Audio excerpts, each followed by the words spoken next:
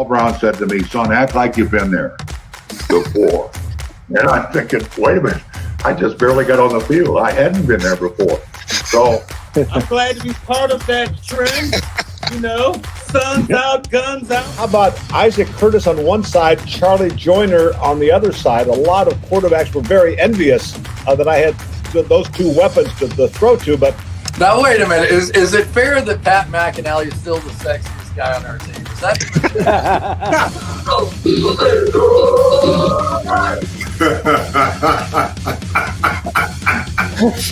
You got me there. You got me good. Donald, how you gonna be in that video not represent with a chain and your tango, man? I got mine on.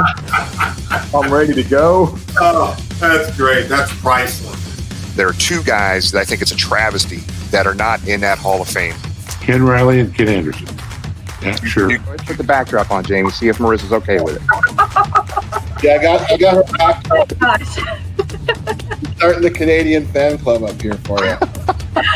That is so funny. My last touchdown, and that's what Joe Burrow's going to end up like if they don't start protecting his ass. It's going to be the next David Klingler. David Klingler. There's no Spanish speaking people here, very few. So we, fast forward, we go to the Super Bowl in Miami, and the word was the Bengals have two big Mexican offensive linemen. They don't know how to speak Spanish. So I got down there and started doing these interviews in Spanish, and they're like, "Wait, we heard you don't speak Spanish."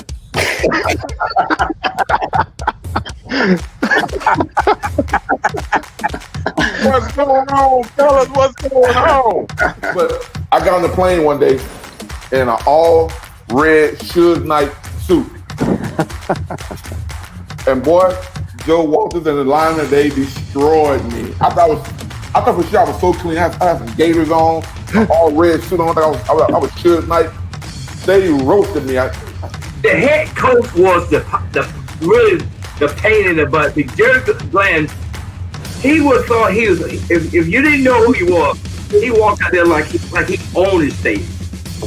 And I always say, if I could get a chance to hit him on the sideline, I would. I'm tackling your ass, Pete. I'm shoestring low on you. But I got to tell you, you would have been stepped on, son. You would have had cleats everywhere. Well, I'm proud to be a Bengal. Yes, I'm proud to be a Bengal again. I got nothing from you guys. Welcome to another edition of Talking Football with Bengal Jim and friends. 3-2 Bengals. And guys, I know it was a tough game Sunday, but just so everybody knows, the Bengals move up into power rankings to number 10 after a crazy overtime loss to the Cheeseheads down at Paul Brown Stadium. So, guys, I've never, ever seen a game like that in my life. It was unique for sure. And what better night to have a kicker on than we saw the kicking struggles on Sunday, not only on our side, but on the Packers side. So it'd be interesting to get our guest Doug Pelfrey's thoughts and feedback on what he saw, and certainly the mentality that goes through the kickers' minds, when there's an overtime win on the line. Our boy Evan did earlier in the year. I think we all have the utmost confidence that he'll be back and we'll do it next time we need him. And it's just a crazy game, as you said. I don't think you'll see another game like that for a while. That was absolutely crazy. So it's nice to see us getting the recognition. It would have been nice for the W, though. Yeah. Well, like you said, Jamie, it'll be a while before we see a game like that, because there has not been a game like that since the merger in 1970 to have 5 field goals missed like that, especially in the fourth quarter and overtime. But I still have complete confidence in Evan. I do think the second kick, the win in Paul Brown is tricky. I mean, you can be down on the field and you have nothing, and the flags on top of the goalpost can be standing out. I think the wind got a little bit of it and pushed that second field goal off just barely. And, 2 millimeters to the left, and that first one in regulation goes through. So he'll be back. It's time to saddle up, heal up, and go get him in Detroit. We get a win in Detroit, and the world looks better. And for those that it applies to, happy Thanksgiving. Thank you. It's funny. I was watching the game on TV. I was looking for Jimmy's hat to be blowing around there, seeing how windy it was, but I didn't see it. Hey, so just to let everybody know, the Canadian Thanksgiving was yesterday. Is that right, Jamie?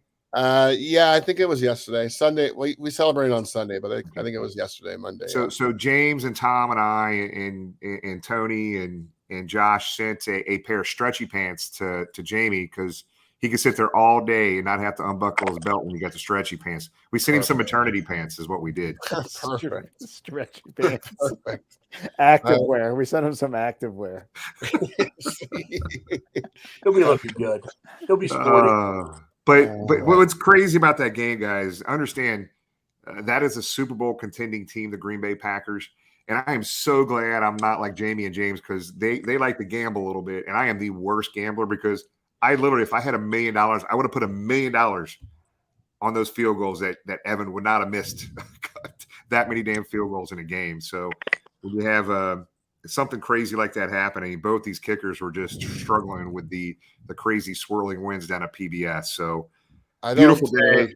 I don't want to speak for James, but one thing I've learned is you don't ever bet the Bengals because you never know. Yeah, hey, I don't bet. I'm taking a year off from betting. It's all in stocks now. Yeah, I just want to let everybody know I did pick the Bengals in my survivor pool this week, so I'm moving on to week 6. So just want to let you know I'm still there, and you can bet the Bengals, Jamie. Come on. Yeah. Okay. I just the problem with betting the Bengals is I always have to pick them to win, but it hurts twice if they lose. You know, Kind of like me drafting all Bengals in fantasy football. It will pay off at the end of the year because I think everybody makes the playoffs. You'll see, James. You quit laughing. No, I'm not laughing. I'm playing you this week. We play Detroit. We're probably going to score 94 points, and you're going to get your first win of the year. Yeah. Oh boy, I hope so. That would be so fun. Next Tuesday, if my first win is against James. And our boy Jamar Chase with another great day, and up for, once again for the Pepsi Rookie of the Week award. So congrats to him. I did get a chance to go on and vote. I think it was via Twitter, and by far he was blowing everybody else out of the water. So want to encourage everybody to go on there and vote. I'm sure you've shared it on the social media channels, Jimmy. So you can go there and check that out. And as always, we want to welcome our friends from Houday Nation to the broadcast. And we did have a special guest, not Jamie, this past tailgate. Jamie wasn't there. Matter of fact, Tom didn't even show up and say hi. But we did have a special guest DJ that made an appearance. So before we forget, we want to thank Mr. Eric Higgins for stopping by and spinning tunes and giving myself the afternoon off. So we appreciate Eric and his family stopping by. And James went on I'm on Twitter. It's Jamie's the one that wouldn't have Twitter there, Tony. But thank you to Eric Higgins for DJing and a lot of fun it was. He did a great job and guest DJ at Bengal Gyms. What are we going to have for the Cleveland game? Always something new happening. Yeah, there's something we're in the works now for the next home game, guys. So it was really cool. So Eric DJing, cutting it up on the 2 turntables, but he was awesome. He did a great job. Mama T was there. A lot of their family was there. There were other Bengals families that showed up. There was actually some families from the Green Bay Packers that actually showed up. Great time, great weather, beautiful day, an absolute boatload of food gone. It was gone. I would like to thank Shays for the empanadas. They gave us 200 empanadas. They were absolutely amazing. If you've never had empanadas before, you got to try them at Shays down in OTR. Just a great place. Do they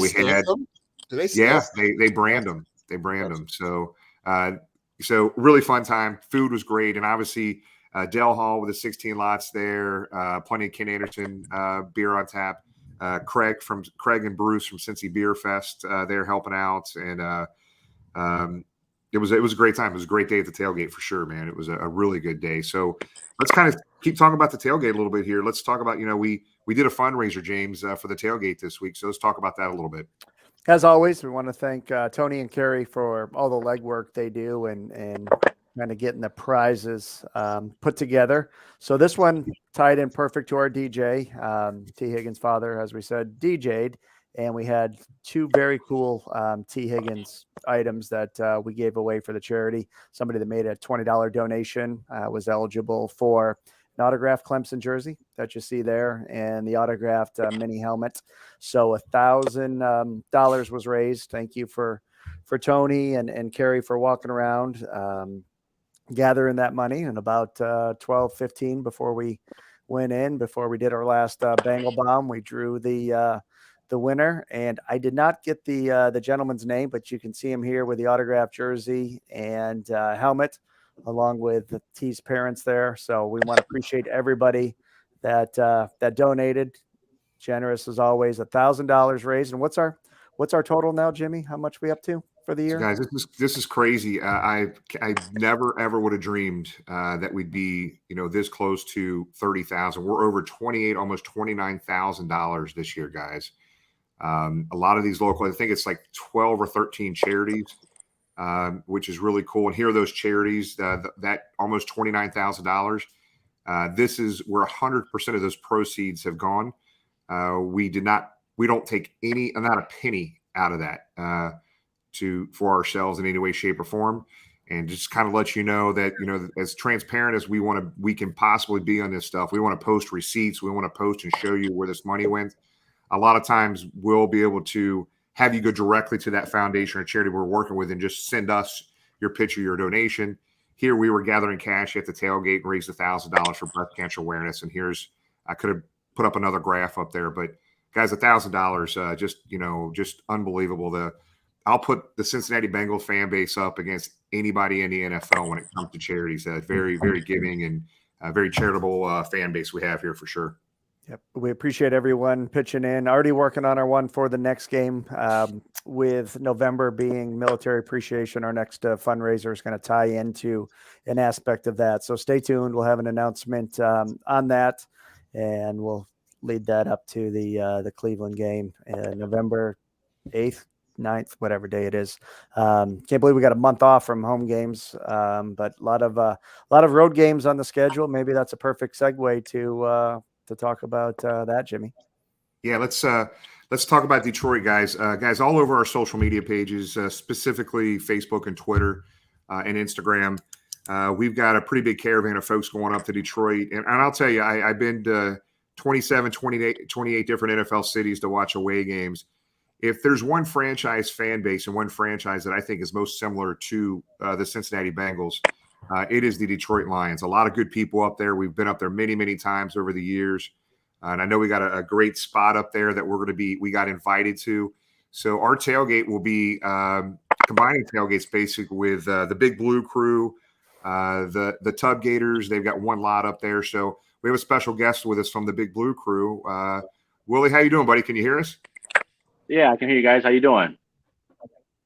Hey, good, buddy. Hey, Jimmy, man, okay? Thanks for joining us. Hey, look, yeah, we can hear you. Can you hear us? Yes, sir. Okay.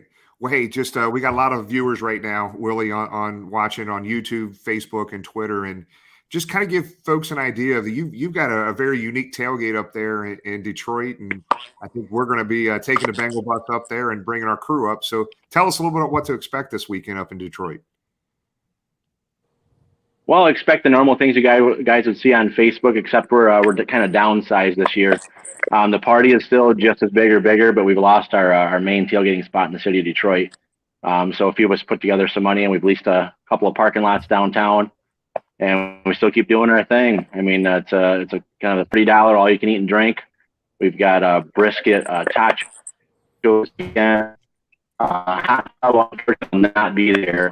He's got some prior engagements. I think he's got a family issue, maybe a funeral or something he's going to be attending. So, so that's basically what you're going to expect. A really good time. We got crew aid shots going all day and all morning long. Sorry, guys, this is my first live feed with you guys. I'm a little nervous here, but you're going to expect the kind of things you'd expect at a normal tailgate and Hall of Fame tailgate. That's for sure. That's Hey, awesome. don't be nervous. Joe Burrow's a regular guest watching the show. He's probably listening every word you're saying right now. So don't don't slur your words. So Willie, tell us a little bit about. So we'll post the address and we'll show an image where we're going to be. So most people are going to have to park and walk over, but kind of talk about what time the lot opens, what time the party gets started Sunday morning. Yeah, so we'll be there about 6. We should be set up ready to party by 7:15, 7:30. If anybody's there early, that's no problem. The shots will be pouring. We're at 124 called, and shitty lots all around us that are like usually $40 a spot. Bookie's Bar is a really good spot to park. It's a huge parking lot. It's a 3-minute walk away.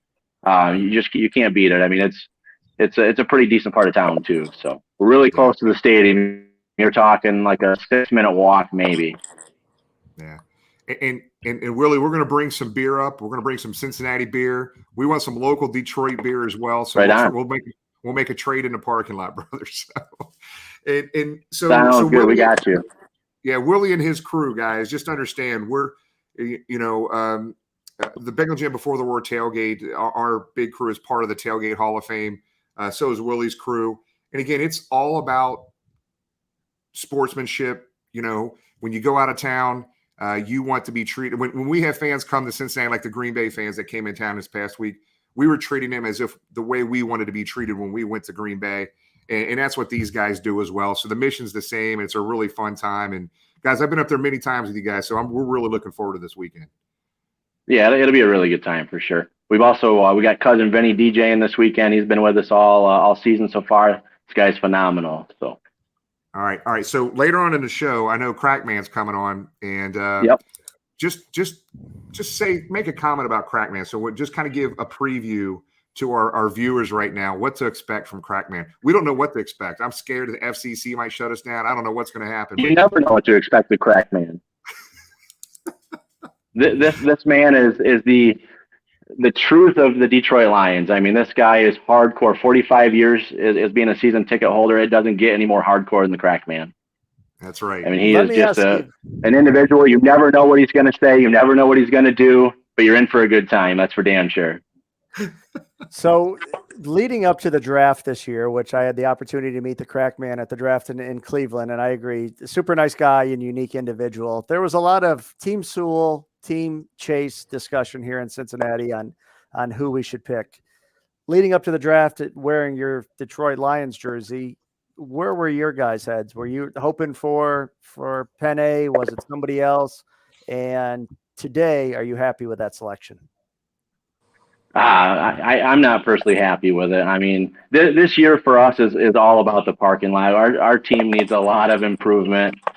Starting from the bottom up like normal for us. So I think that's why we do such a good time or do such a good tailgate, man. You can't experience what you can experience in the Lions you can at a loss in Detroit. I mean, we've experienced so many of those losses there. Don't get me wrong. I love watching a good football game, but for us, I mean, it's in the parking lot. Yeah, we've got the game going on the TV in the lot, but definitely we need another draft. That's for sure, and many more to come. Hey, Willie, brother, that's why I think if there's two fan bases that have dealt with more stuff, there hasn't been two fan bases dealt with more stuff than the Cincinnati Bengals fan base and the Detroit Lions fan base. There were years, decade of the 90s where we were the worst franchise in a decade, if anywhere in any decade. It was, thank goodness for the tailgates. That's when the tailgates started getting more popular. It's like, we got to have fun at the tailgates because the games were really bad during the 90s and things got better early 2000s, obviously. We feel you, brother. We feel you. Yeah, it can be rough sometimes, but we make the best of it. That's for damn sure. Well, brother, we will be there bright and early with the Bengal bus. We're heading up there Saturday. And look, man, we really appreciate your hospitality, big dog. We can't wait. No problem. We can't wait to repay you someday. Absolutely. I can't wait to come down.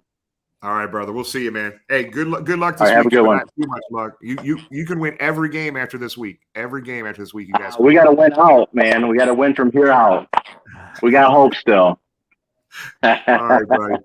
All right, we'll see you. All right. Yeah, see you guys Sunday. Thanks, man. Well, This is going to be the first dome of the year, right? We haven't. Everything's been outside thus far, and the last time we played in Detroit, I don't know if everybody remembers. It was good old Mike Nugent talking about field goals and lack of them last weekend. The last time we played in Detroit was a walk-off winner with Mike Nugent kicking one at the end. I don't remember the final, but it was pretty good distance, and he did it. That was Ben Jarvis Green Ellis years and all that, and it was a good game up there. But if you've never been to Ford Field, great stadium. I never had the opportunity to go to the Pontiac Silverdome, but great stadium. The fans are great, and be a lot of fun. Talk about the Superdome. It was not Superdome, but the Silverdome. Yeah, Silverdome. You know, no matter, with the exception of that awful January day in 1982, Detroit normally, historically, has been pretty kind to the Bengals. Now they're going to have their hands full this weekend. At least I'm convinced of that. They play very hard for Dan Campbell. They have a quarterback with Super Bowl experience, and the defense hits hard. And, you know, without their all-pro center last week, they give the Vikings everything the Vikings wanted and nearly pulled it off. But historically, whether it be at Old Tiger Stadium or the Silverdome or even Ford Field, the Bengals do pretty well up there. And hopefully Zach Taylor will have everything dialed in and get the guys as healthy as possible. And the world looks a lot better next Tuesday night with us talking about a win. For sure. 4-2 sounds pretty damn solid, guys. And you know, after watching that Ravens game last night, I went to bed when it was 22 to whatever it was. I'm thinking I'm going to wake up in the morning and see a 3-2 Ratbirds team, and sure enough, they pulled the damn thing off last night. So, kind of glad I went to bed. I would have went to bed pissed.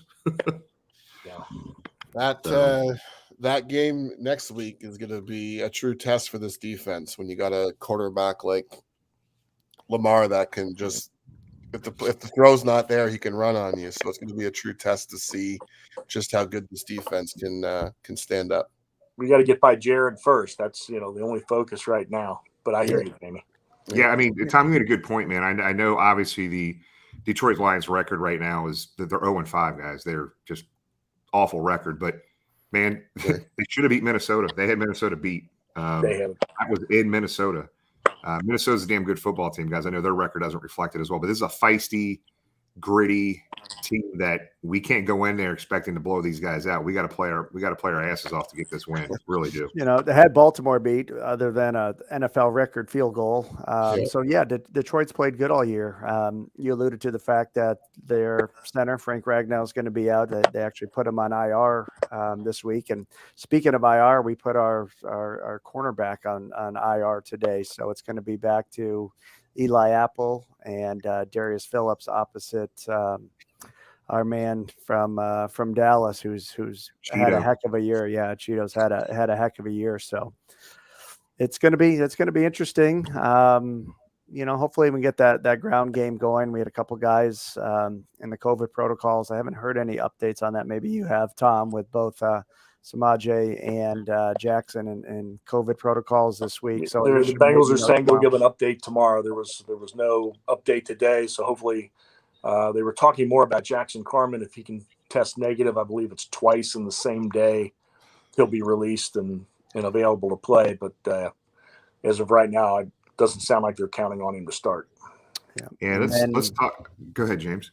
No, and I think along those lines, Zach made it clear that if Jackson doesn't start, it's going to be the rookie Deontay Smith out of North Carolina, Eastern Carolina up there. So you know, it's going to be it'll be interesting. You know, Jackson didn't have the day that he had his first game on Sunday, and got confidence in Frank Pollock that he can put that line together and protect Joe. I think we all know running the ball will certainly be a help if they can get that running game established.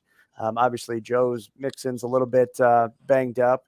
When he did get in, to look good, but they were definitely limiting his snaps. So, and I think they listed Chris Evans as the backup this week, simply because of the maybe Samaje's in the protocols. Yeah. Still, so it'll be interesting to see who we're going to have, you know, starting at right guard come Sunday. Yeah, I want to back up a little bit and talk about Trey Waynes as we wait for Doug Pelfrey to come on and Crackman from Detroit. Guys, I know he really got lit up on social media today. I kind of hate seeing that, man. The Bengals, went out and spent so much money in the last couple of years on defense, and this was a big free agent signing last year. He was a big pickup for the Bengals. Put a lot of money into him, and this guy worked his ass off to come back. And then the unfortunate situation, he probably will never play for the Cincinnati Bengals again the way it looks. I just hate seeing it. I mean, this guy did work his ass off to come back and was just getting back into a little bit of a groove here, and he's gone for the year, which is really tough to see. Also want to comment on something here that was in the chat area. The link for the RSVP for the tailgate this weekend is on social media, on Facebook only. We did not start that Facebook page, so you have to go on there and actually follow the Big Blue Crew, and then once you follow, you'll be able to RSVP. They've got enough brisket to feed. I told them we're probably going to easily have 75 to 100 in that parking lot, pretty easily. So just make sure if you're able to follow that page. Once you join that group or follow that page, you'll be able to RSVP. So we're just trying to get a more accurate head count is what we're trying to do at this point. So. Okay. All right, guys. Anything else you want to dig into? We're still waiting on Doug. Crackman's a little bit late. We might bring him on afterwards. To build on that, Jimmy, with Trey Waynes, the most difficult thing in the world to predict or forecast is injuries. The best Bengal of all time is Anthony Munoz. Anthony Munoz hardly played his senior year at USC. It was the incredible talent that convinced Paul Brown and Forrest Gregg to draft him. There's that famous story of Paul Brown and his sons watching the Rose Bowl on TV while they hit scouts out at the Rose Bowl and just laughing, watching Anthony demolish Ohio State's defensive line that game. And Anthony was an absolute piece of granite. I mean, he was never hurt till right at the end of his career. He got nicked up a little bit. Tyler Eifert was the exact opposite at Notre Dame. He never missed a game. He was always there. Was one of his attributes that made him such highly sought after in that draft. I know there were a lot of teams that had him as a top 5, top 6 talent, and he came in here probably no player more famously injured as a Bengal. Beginning of his career, Marvin Lewis used to make fun of TJ Husmanzada and called him China. Wanted to cut him. TJ found a way, to stay on the team. Ended up being maybe the best. He and Chip Myers are the best third down receivers in the history of the team. So, nobody wants to get hurt. Nobody wants to be, feel bad. Trey Waynes is a very talented cornerback. I believe he's under contract again next year. Yeah. So, we'll just have to see how it rolls out. I know in social media there are a couple of possibilities. Seattle let go of Trey Flowers today. He's got a lot of starting experience in the league. I'm not sure if he is somebody to be claimed or if he's a free agent that they can negotiate with, but I would certainly like to think that they're kicking the tires and talking to his agent and seeing about bringing him in. He's not helped this week, but they're going to need depth at cornerback. You're going to get injuries during the year. That's why you just don't carry 24 guys. That's why there are that many guys on the team, and the defensive backfield's being tested. So the best way to help them, especially home games, is to get loud and help that defensive line get pressure on the quarterback. Another defensive injury that we didn't touch on, and we saw him get carted off the field on Sunday, was Jordan Evans, who played sparingly on defense, but was a huge special teams player this year.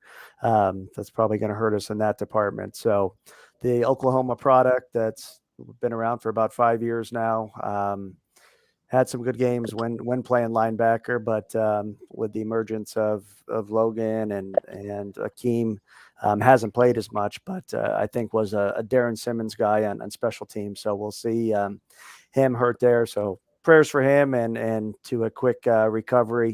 Hate to see somebody get carted off, and certainly not good for Jordan when we saw him carted off the field Sunday, and then got the bad news on Monday that he would be done for the year. Yeah, it's just awful to see. When you see all the players on both teams pretty much take a knee on the field, you knew it was bad, man. It was really hard. And there's actually somebody made a great comment in here, Dustin. If I'm the Cincinnati Bengals, I just have sliding practice for Joe Burrow. Just 20 minutes of just sliding, just slide. He could get away with some of those things in college, but not in the NFL. So he's got to make sure he starts sliding more because he really could have prevented could have been a serious injury there for sure. Yeah, I mean, I know. I'm sorry, James. Go ahead. No, that place was silent when he was down there, and we didn't know what it was, and everybody's just holding their breath there. When he finally got up and ran off the field, man, it was a sigh of relief. But yeah, that was definitely scary. 15 seconds. Yeah, he made it clear when he was at LSU that's not his instinct. His instinct is to go ahead first and try to stretch the ball out and get as much yardage as possible. Joe, if you're watching, Mr. Burrow, if you're watching, we don't want that. We'd like him to slide, carefully, take care of the leg as he's sliding, but we want him healthy for the next 15 years to do the special things we know. But he is 110%, gamer. He's got a intensity about him at that quarterback position, like a middle linebacker. It's part of what makes him so special.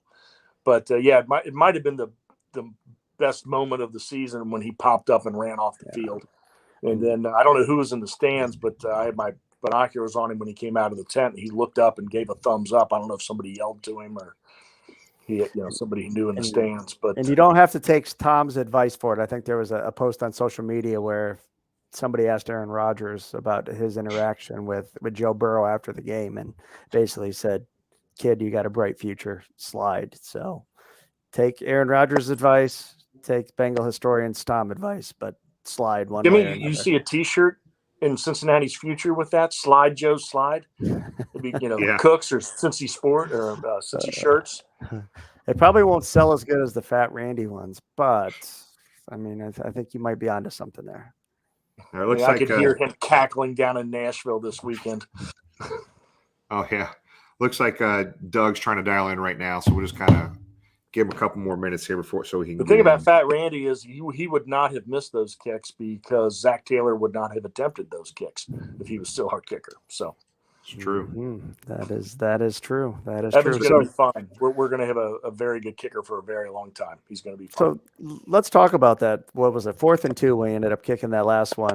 If Tom had the Zach Taylor headset on, you go for it there, or you kick it there, Tom? Actually, I had enough confidence in McPherson's leg, everything we've seen.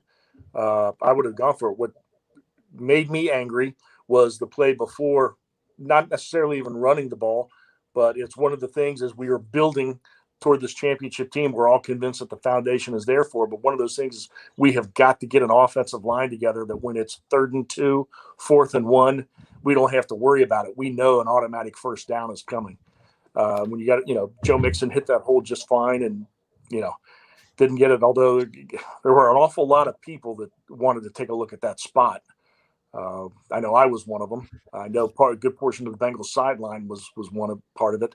But, more and more we've just got to have that offensive line that produces the automatic first down on 3rd and 2, 4th and 1. Then, it's not as much pressure and stress on everybody, and we all go home very happy at the end of regulation. Yeah, I think what's interesting here, I mean, there was so many – every time we played a Green Bay Packers, we talked about it last Tuesday, we have crazy stuff that happens, right? Another crazy damn game against the Green Bay Packers. But we had a situation where T. Higgins dropped a 3rd and whatever it was, 3rd and 2, had a first down, would have moved the chains. It would have been a 10, 15-yard pickup and just kind of little out and drop the ball. I mean, there was just things that normally wouldn't happen in a game for the Bengals that happened. T. Higgins doesn't drop those balls normally. So we've got a lot of great talent come together. There are, some little, but in the first half, you might remember Jamar Chase in the flat dropped a pass.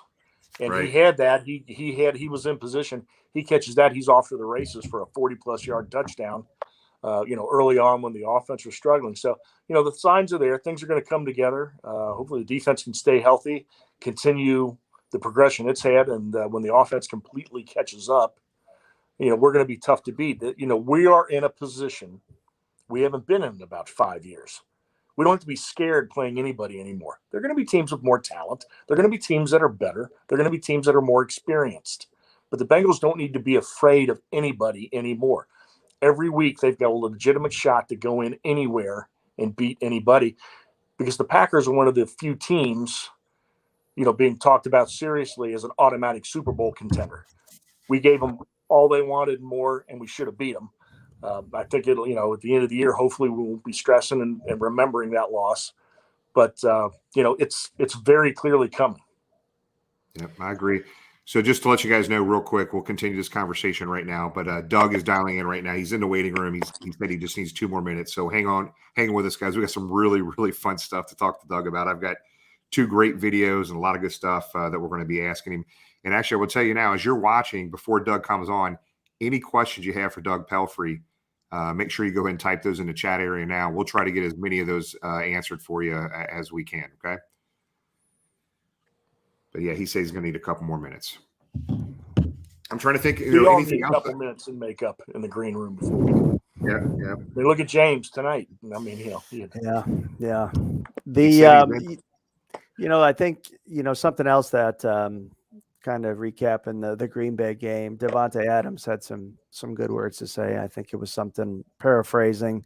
That's not the old Cincinnati Bengals team. Spoke highly of the product that we had on the field.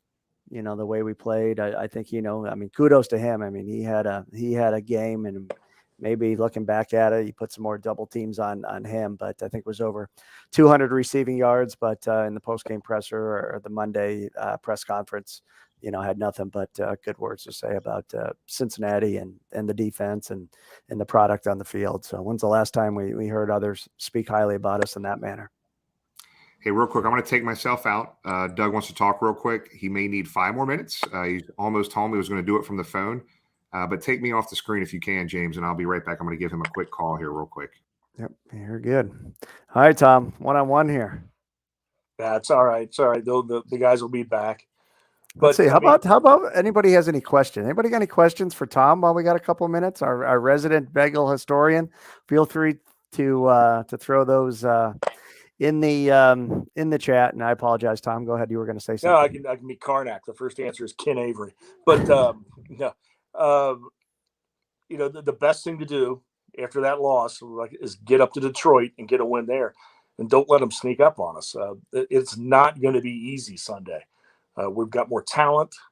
We've got a better quarterback. All due respect, to a Super Bowl quarterback, but Zach Taylor knows him well, and hopefully he's given Lou some tips on how to mess everybody up there and let the defense feast on him, take some of the pressure off the offense so they can do the things they want to do. And I think things are slowly getting easier there.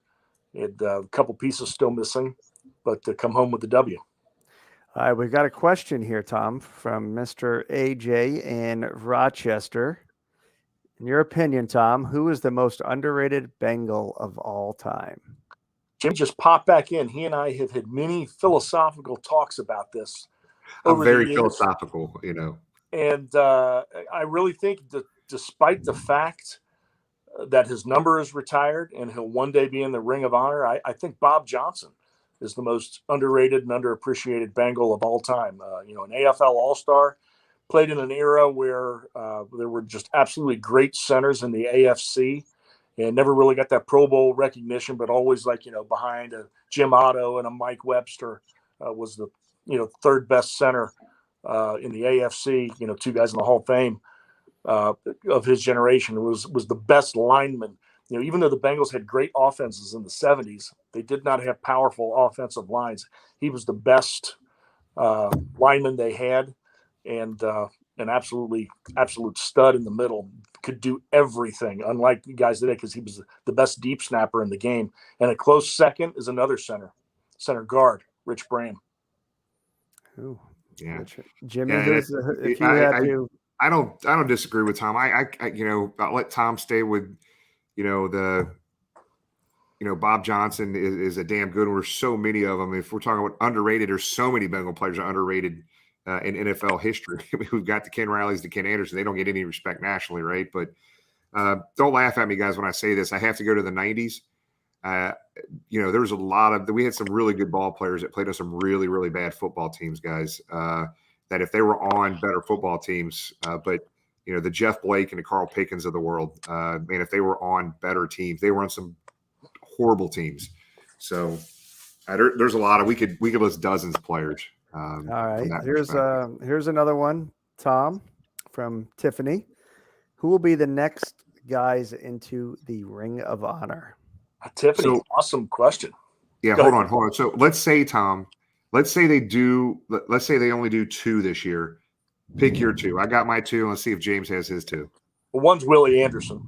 I mean, by far. And then there's going to be a great, friendly, but very intense debate next year about that. And you have to check the rules. How long do you have to be retired? Because if Geno Atkins is retired, Geno Atkins would be my second if he's eligible.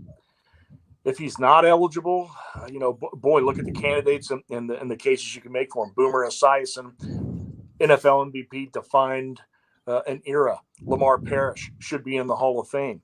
Max Montoya, Hall of Fame career. There are all kinds of guys that could be in there. In that second spot. Isaac Curtis, Carl Pickens, Chad Johnson, all kinds of guys. Corey Dillon.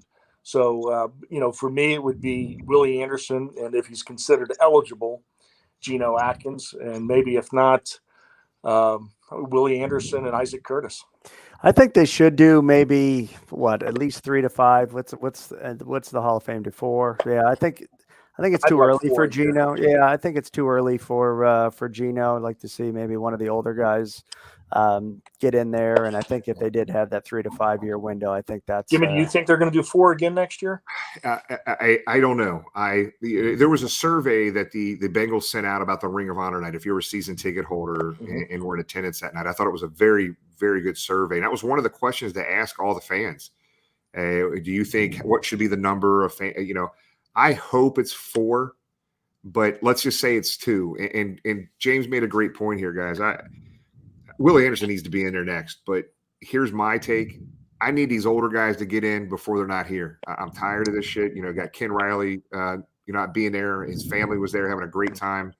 In place of Ken. But my next 2, and again, Willie Anderson should be the next one in. But I'm going by the age of these guys, and I'm gonna tell you right now, Lamar Parrish and Isaac Curtis have got to get in. If they do 4. Willie Anderson goes in for sure, but Lamar Parrish and Isaac Curtis. If we go by James' rule and Geno Atkins is not eligible, you go Willie Anderson, Isaac Curtis, Lamar Parrish, and doggone it, just because I think he defined an era of Bengal football, you probably put Norman in. Yeah. All right, another question from our buddy Greg. Tom, better running back, James Brooks or Corey Dillon? I think all of our listeners hang out with Jimmy and I for our deep thoughts on the things. As a pure, I'm going to give 2, and I'm not wimping out, but I'm going to give 2 different answers here. As a pure runner with the ball in his hands at the line of scrimmage and a running play, Corey Dillon's the best running back in Bengals history. To play the position all around, James Brooks could run with power between the tackles like a fullback.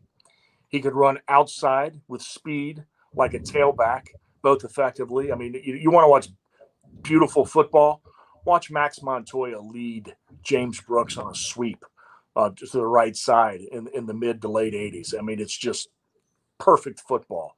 But he could do that. He was the best blocking running back of his era in the 80s. And a lot of people forget that. Not just in the past picking up the blitz to protect Boomer, but against the run. He would lay linebackers out for Icky on that run to the Super Bowl.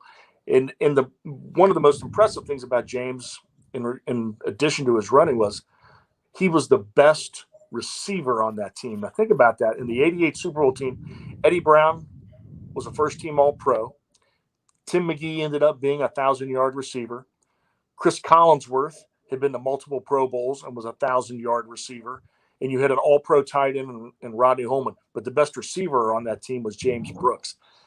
Man, it's so tough. But if I'm building a team, I'd probably take James Brooks. Yeah, I real quick, I got to answer that too. So somebody talked about that, Tom, when we weren't together, and I remember your and I's conversation around this. If somebody said you got to pick one, for the simple fact that this guy did everything. He could catch out of the backfield, a great receiver. They couldn't cover this little guy. He ran over you. He ran by you. He ran through you. He could block. He could do it all. I love these two running backs. They're the two best running backs in Bengals history. But if I had to pick one, knowing what James Brooks brought to the table gives me more flexibility. That's the guy I'm picking. Next question comes from New York and our buddy Augie. Best receiving running back, Brooks or Gio? Or maybe you want to throw in somebody you think's even better in those two. Gio was awesome, but yeah, James Brooks is the best receiving running back in the history of the team. They've had good, guys. Essex Johnson could really tear it up in the 70s out of the backfield as a receiver. Kenny Anderson used to hit him on straight seam patterns all the time, get giant chunks of yards. A guy who was really, really tough, and he wasn't big, he wasn't fast, but he was really tough, was Tony Davis. He could catch the ball out of the backfield. Heck, Stan Fritz for his couple of years. Linville Elliott. Jimmy knows real well. Linville Elliott was a great receiver out of the backfield. I really think had the game evolved a little bit when we drafted Archie Griffin, he could have been a devastating receiver out of the backfield. It ended up being a pretty good receiver, especially for doing next to nothing of it when he was at Ohio State. They've had guys, but James Brooks as a receiver is head and shoulders above everybody else. No doubt. No, you said Essex Johnson there, Tom. Ken Anderson made a comment a few weeks ago, the best running back he's ever played with, ever. So our man Matt Lawless brings up the name Eric sleeping with Bieniemy. Talk about his time here, Tom. He was a little bit, and he had the same number as James Brooks. He was kind of a four-man James Brooks. He was tough. He was fast. He was very, very smart. And the one thing that's not going to be here, but I think you're going to refer to him as head coach Eric Bieniemy come by mid-February next year. I'm surprised he hasn't already gotten a couple of offers. But, he was another guy kind of like James Brooks. He could do everything. He could block. He could receive. He could run between the tackles, run outside. Just probably not as well as JB, but they certainly gave him his number once he got here. Hey, give everybody a quick update. Doug Pelfrey, I just want to let you know, I was on the phone with him a little bit ago. He was at a volleyball game, got stuck at a volleyball game. He is almost home. So I told him don't worry about doing it from his phone. So he should be on here in a few minutes, guys. He said he was only like 5-10 minutes away from the house about 5-6 minutes ago. So let's do this. We're going to change up. We're going to ask everybody that's watching. We saw, was it Olympic swimmer that they had as the jungle ruler on Sunday from Edgewood High School? From Edgewood High School. So let's hear some other names. Bengal Jim and Tom and Jamie don't count as rulers of the jungle.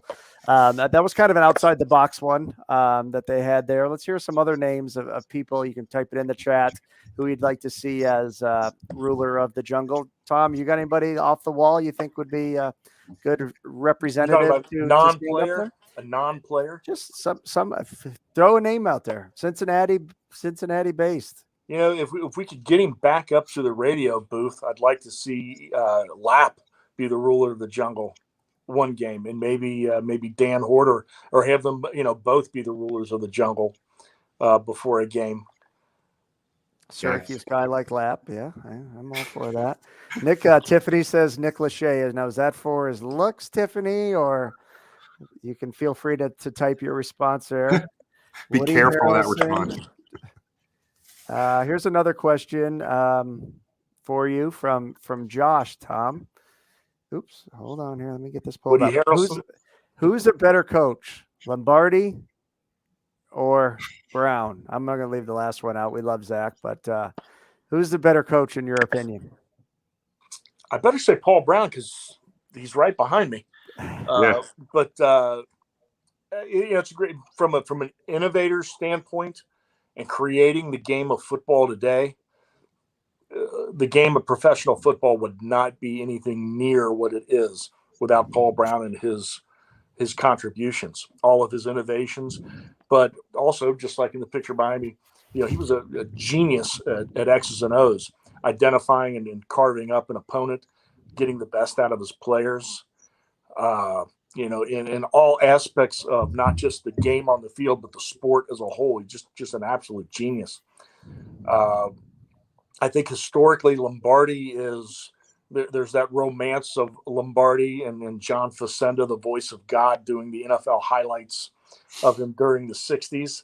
And it would have been an incredible guy I can't begin to imagine playing for him, how he would, motivate guys and get the best. He took those Packer teams when he inherited them in the late 50s. I think there were like 18 guys on the team that he inherited that were a miserable team that ended up at one point or another becoming Pro Bowl players. And all those titles. So I think Lombardi is considered the greatest, but to me, Paul Brown will always be the greatest. And the national media be damned. And I know we lost to Green Bay over the weekend, but to me, nobody means more to pro football than Paul Brown. And to have been a fly on the wall in those coaches' meetings when he was drafting up game plans and building teams and scouting players and all that. We don't hit any of that without Paul Brown. Yeah, I want to add on that. Paul Brown for sure over Vince Lombardi, because the very simple reason is Vince had a team that he walked into at least, right? Paul Brown started a team from scratch. During his early years, it was one of the – yeah, exactly. So, and I'm not talking about the city up north, but we're going to talk about, the Cincinnati Bengals when Paul Brown had at that time the best start those first few years than any other startup franchise in NFL history. So I got to go PB on that, man. So that was a great question. Thanks everybody for watching. So I think Doug's home from the volleyball game. We're going to ask who won this game, but let's kick it off here. So, in the waiting room right now, we've got Jerry Springer, the next ruler of the jungle. That's not happening. Only Brandon would say that. And only if he writes out never mind. So next guest, special guest, Doug Pelfrey from the University of Kentucky, 8th round draft pick in 1993 from the Cincinnati Bengals, played with the Bengals from 93 to 99. I think in Man of the Year in 1999. He's in the Kentucky Pro Football Hall of Fame, I think, was inducted in 2005. 153 field goal guys, 660 points, 77, almost 80% field goal accuracy. In 1996, that was the most accurate in NFL history in 1996. Today, he's still 68th most accurate. So, guys, very special guest here tonight. I'd like to welcome in Doug Pelfrey. How you doing, Doug? Hey, I'm good. How about you guys? Y'all doing all right? Good. So the volleyball game, did we win or lose? What happened, Doug? It actually wasn't even my own kids playing. We just went, and the game just kind of kept going. I was like, oh, my gosh. So time got away from me. I apologize. I was hustling to get here. You're good. Hey, so Doug kept demanding that he put his video on his phone and drive at the same time and do this interview. You told him not to do that. It's not that damn important, but we appreciate it, Doug. So, hey, we've got a really large viewership right now on Facebook, Twitter, and YouTube. Everybody's kind of watching. So they're typing some questions, but I guess we want to start off, Doug. I don't know if you've ever watched a show before. We've had a lot of your old teammates on, but basically we try to scour the internet and try to find something that might put you in a bad spot, some video that we can find from years ago. And I couldn't find one on you, Doug. So I have some game clips. So you got off kind of lucky. You got off kind of lucky today. But I do want to play some things. I think it was pretty cool. I mean, you set a lot of records. Like in 1997, you surpassed Horst Muhlmann and broke his record for consecutive extra points at 101. Now, Tom and I, we talk about Bengals history a lot here. Horst Muhlmann, the ex-German field goal kicker here in Cincinnati. Did you even know you had that record? I think I read about it at the time that we were doing it. So, yeah, there's not a whole lot of exciting stuff you talk about with kickers if you're talking about extra points or how many you make in a row. So, at the same time, it's, I kind of grew up playing other sports, basketball, baseball, and football. Basketball is always my favorite sport. Baseball was my best sport. Football I ended up doing. So when I started kicking, I was kind of bored to tears. So, at the end of the day, I always enjoyed the long kicks. I enjoyed the game winners, but extra points is something, everybody in the stadium expected you to make. And so, obviously I was, honored to have some of those kind of records, but at the same time, it's like, I was looking forward to either kicking a game winner or a long one. So. Got it. So I know we got a lot of questions. I'm going to play these two videos here, but I'm going to play this video. And after the video is done, let's talk about this video clip, Doug. This video clip is week 16 against the Philadelphia Eagles in 1994. So let's go ahead and play this clip. A little something up in the air. I'm sorry, I played the wrong one. Here it is. Johnson checks with Pelfrey. He's ready. Teams lined up and set. The ball is snap, placed down and booted. It is through the uprights and good. With the kickoff merely a formality before overtime, Cincinnati suddenly found itself on the positive end of the year's most bizarre play. Johnson's kick is down the center of the field. And it'll be fielded by one of the up guys who fumbled the football. The Bengals have it. All right, we'll see exactly. They do have it. Yes, they have the football at the 35-yard line. Then, in a fitting end to their roller coaster season, it all came down to one play and 1 second. Johnson will hold. Teams line up and set. The ball is snap, placed down and voted. High enough, deep enough, and oh my gosh! Doug Pelfrey! So, Doug, I was at that game. It was cold. We had a miserable year, but we closed out great. But so, do you remember that game at all? I do. It's one of my favorite kind of experiences. It was not only was it a game winner, it was a long field goal. I think it was 54 yards with 1 second. Kind of the cool part was it was 2 field goals, I believe, in 6 seconds, which I think is an NFL record for what I've been told. I think it was made it special because it was Tim Crumrye's last game. I remember him riding out on a Harley after the game. It was the first time I'd ever been in a game where the opposing team was thanking me for making the kick. A lot of the Eagles, as well as a lot of our guys on our team, because it was the last game of the year, neither team had made the playoffs. And so guys were ready to jump on a plane. And so they had flights out of Cincinnati. So the Eagles did not have to fly back on their team plane. So literally we're shaking hands at midfield and they're like, "Hey, Pelf, nice kick. Great job. I'm going to be able to make my flight." So it was funny for a lot of different reasons. We had a lot of fun with it. It was Christmas Eve. So it made it a lot more special.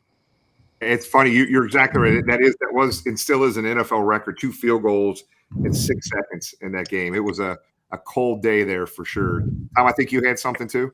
Well, I want to, just like Doug said, that and the next year against Minnesota, I want to thank him for, there was Santa Claus and Doug Pelfrey in the mid '90s, for making Christmas special along with my family. Doug, with one thing that you kind of took my first question, and that was, I remember when you were drafted, Dave Shula came out and said, "We just drafted an incredible athlete." But you also played baseball at UK, did you not? Yeah, so I played. UK. I played at Scott High School, which is here in Northern Kentucky. Kicked 4 field goals in 3 years, so I really didn't get a lot of field goal opportunities. I would go to camps in the summer, and I'd kick against like Jason Elam, who ended up kicking the NFL. Guys like Matt Stover, who kicked in the NFL. And I was kicking even with these guys. So I knew I could kick at a high level, but I just never really got the opportunity. UK actually came and recruited me kind of late. We sent out a video kicking 55, 60-yard field goals. And so because they never got to really see me kick. And so they basically came and scouted me playing baseball and just said, "Hey, come out for football." So when I went to Kentucky, I actually just showed up as kind of like an athlete. I showed up, I played wide receiver, defensive back, kicked and punted. Ended up traveling as a walk-on first year, and then I played baseball in the spring, and it was just so much different playing football than baseball because you play in the SEC in front of 90, 100,000 people, or you play in front of 1,500 people. You fly on a big jet and you get a police escort to the stadium and on national TV, or you basically ride a bus for 3 days on a weekend. And it was just, after 1 year of doing it, I was like, man, I'm playing football. And so I ended up focusing. I actually ended up playing defensive back and kicking up until my 3rd year at UK. But yeah, baseball was just more of a natural sport for me. Really, like I said earlier, and me and Breach used to talk about it because we both kind of had very similar paths. He played baseball at Cal and played football and was a good athlete. And so a lot of kickers are usually either decent athletes or they're just kind of that somebody who's really into the kicking. I was really never into the kicking. I thought it was actually it just seemed like all we got to do is kick it straight.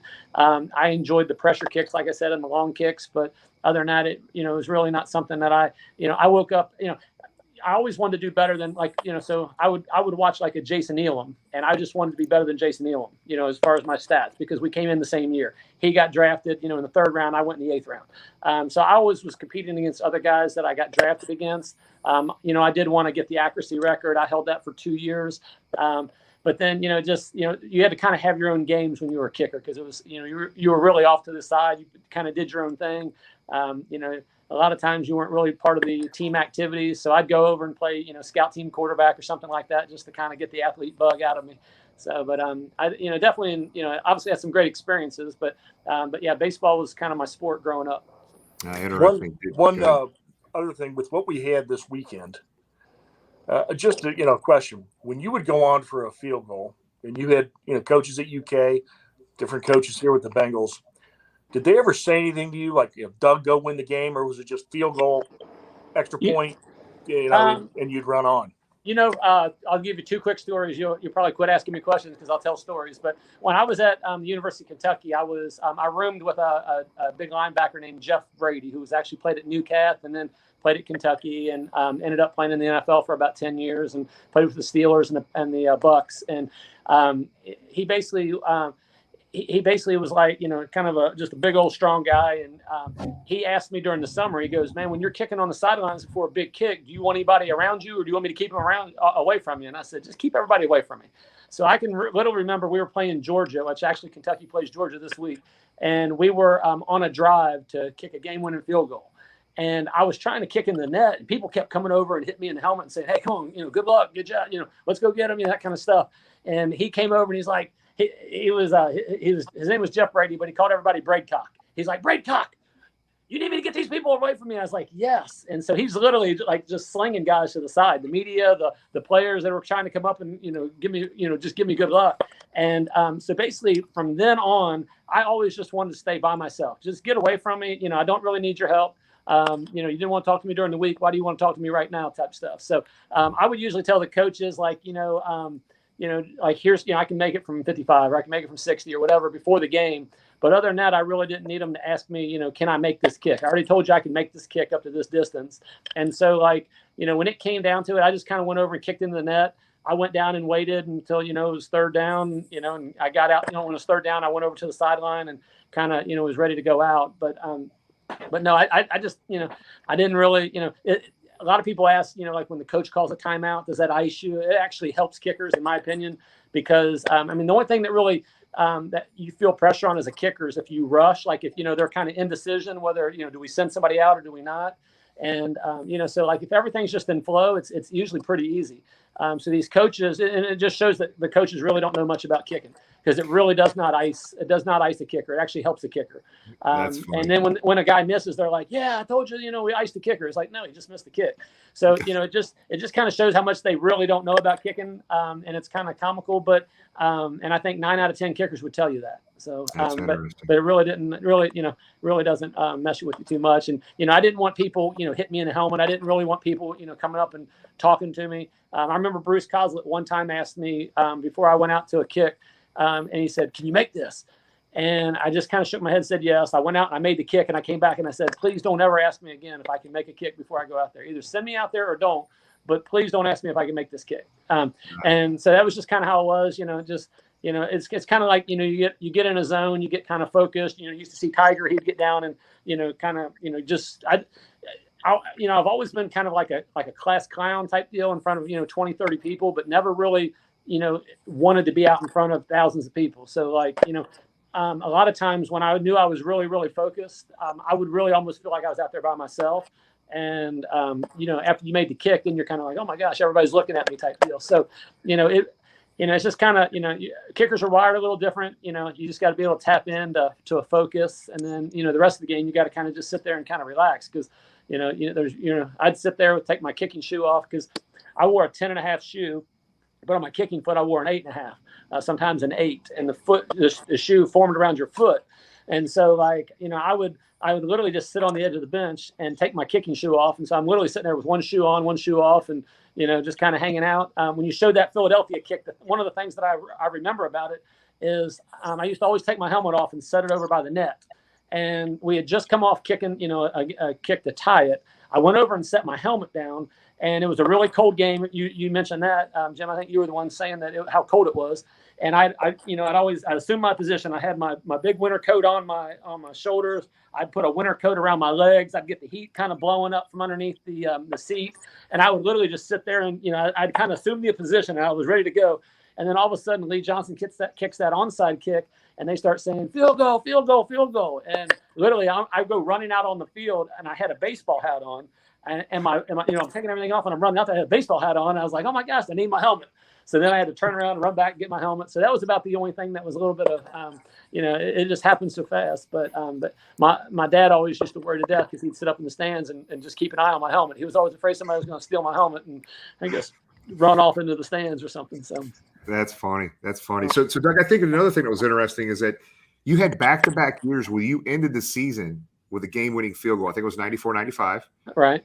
And then in 1994, the Bengals opened the season up in Indianapolis. Right. And we had thousands of Bengal fans go up 74. I was there at this game. So I'm going to play our last video clip here. But this is a game that is stuck on my head here. So this is Doug Pelfrey, opening day, Indianapolis, 1995. I'm sorry, 1995. A little something up in the air for Carl Pickens. Goes into the end zone. Pickens, touchdown. 4 field goals helped keep the Bengals ahead until Flipper Anderson's second score of the day and a 2-point conversion sent this game into overtime, where a 5th field goal gave Cincinnati the win. Yes! This week, the Bengals return home to take on Jacksonville's Big Cats, while the Colts head to New York for a division. So, Doug, 5 field goals. How many times did you do that in your career in the NFL?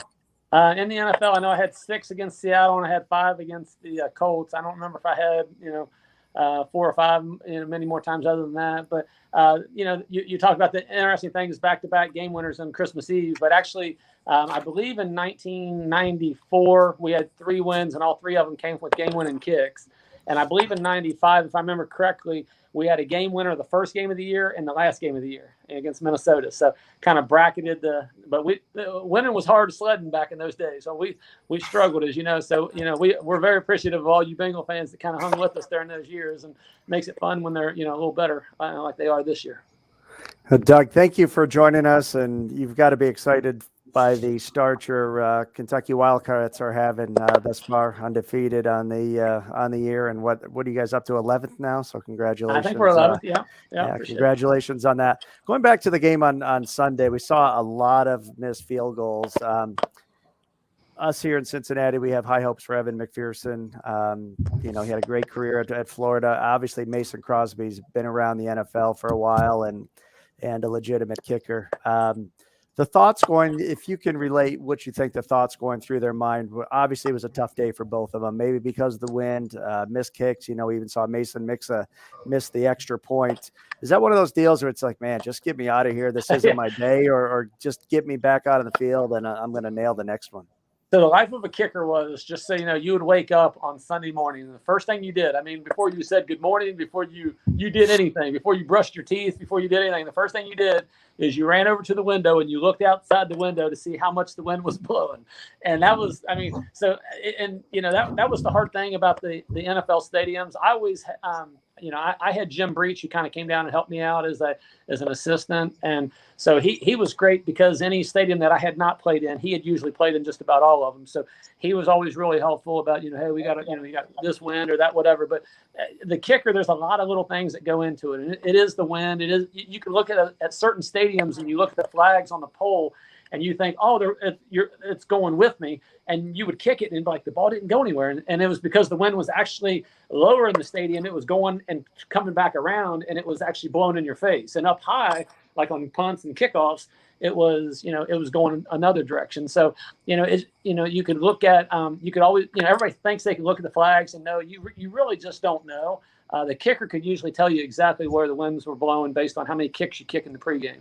So on a game like that, like you said, you just want to get the heck out of the place. I had I had 2 games where I missed 3 field goals. I had one in Arizona. I was so excited to kick in Arizona because it was like perfect weather. And I was like, I'm going to have this great, it was a preseason game, and I missed 3 field goals. And I was like, oh my gosh, this is going to be a brutal year. And actually had a decent year that year. But so that happened one time. The other time that I remember doing it was on my birthday. I believe in either 1998 or 99. My wife, I think it was 1999. It was basically my last year or so. And my agent had come up. He had not seen me play in all 7 years. and he came to my game, and he was because it was my birthday. He came up, and I was excited. I was gonna hopefully have a good game on my birthday, and I ended up missing 3 field goals. It's back when I was going through all the different snappers and holders, and I remember Greg Meyer was holding for me, and he had never held in. I literally had never held in a high school, college, or a pro game. Had barely done anything, and he's literally spinning the ball as I'm kicking it. He's like, "I'm so sorry." Like, I literally kick it, I'd miss it. He'd put his hands on his head, and he goes, "I'm so sorry." He's such a nice guy, and I mean, he was really trying to do the best he could. And then we had snappers who had never snapped, and it just made it kind of just a train wreck that year. But so I missed 3 field goals in that game, and it was like the first time anybody ever talked about cutting me, and I was like, oh my gosh, I'm going to get cut. So, but anyway, it's just it does happen. You just want to get the heck out of the place. I'm sure Crosby, and actually what you can tell too, I always liked when the Bengals, and it didn't happen often, we would, the first kick of the game would be an extra point, because then you kick an extra point, from 20 yards, and it's like, okay, now I'm loose. And then, if you hit the ball well, or if you get your first field goal, you want it to be a 30-yard field goal, and then you could kind of go anywhere else on the field. But like when you miss an extra point early, and then you miss another field goal, then you start feeling like, oh my gosh, this is going to be a brutal day. If I miss this one, they're going to go crazy, and if I miss this next one, they're going to go even more crazy, and it just keeps building.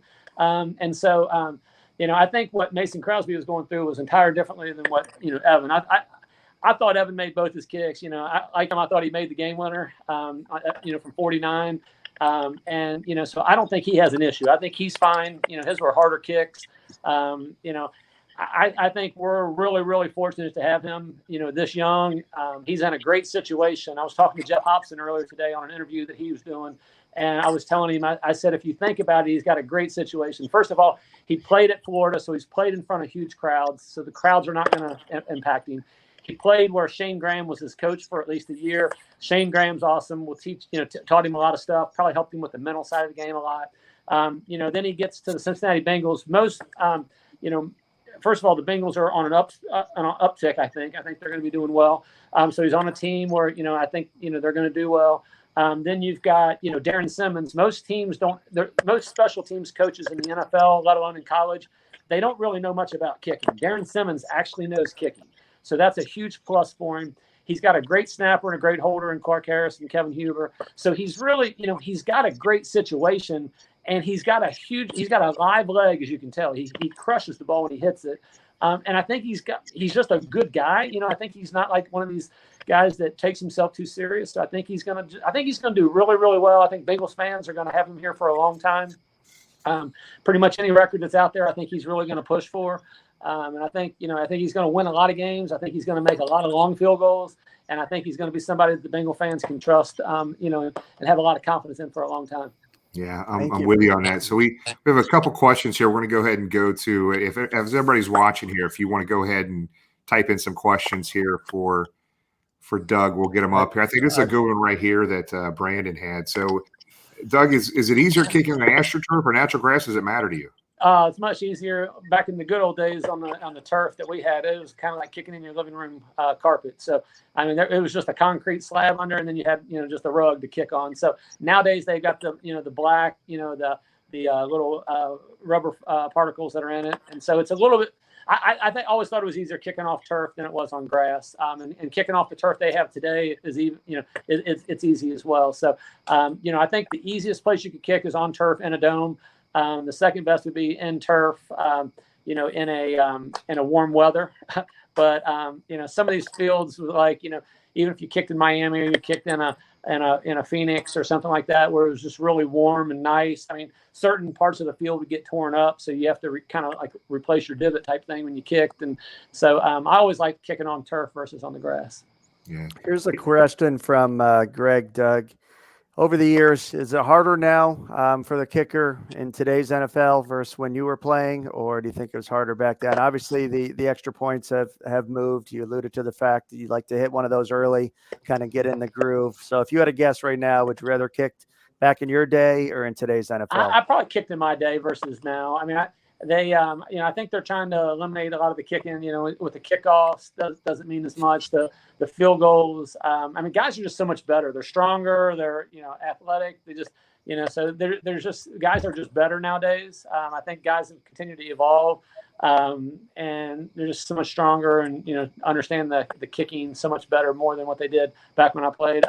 I think the extra points. A 30-yard extra point in September is a lot easier than one in December. I don't think I would want to have an extra point. Everybody scores, and it's a 31-30 game, and you got to kick an extra point to tie it up, and you got a 30-yarder, into the wind with a crosswind, and it's kind of sleeting, and all that kind of stuff. But I think the stadiums are a little nicer nowadays. That's the only thing I would say that's a little bit beneficial. I mean, like when you'd play in Riverfront back in the day, I mean, like if you kicked towards the riverside, like you'd have water seeping up from the concrete. And so like it would freeze. And so like, guys that had the wrong shoes at the beginning of the game, you knew it at the beginning of the game, you could wear a normal turf shoe. But by the end of the game, if you didn't have a little bit of grip, you would slip. The year that we beat Minnesota, Fuad Revez missed 2 kicks. One he slipped on, the other one his foot gave on him, and he had the wrong cleat. He had the wrong, turf shoe.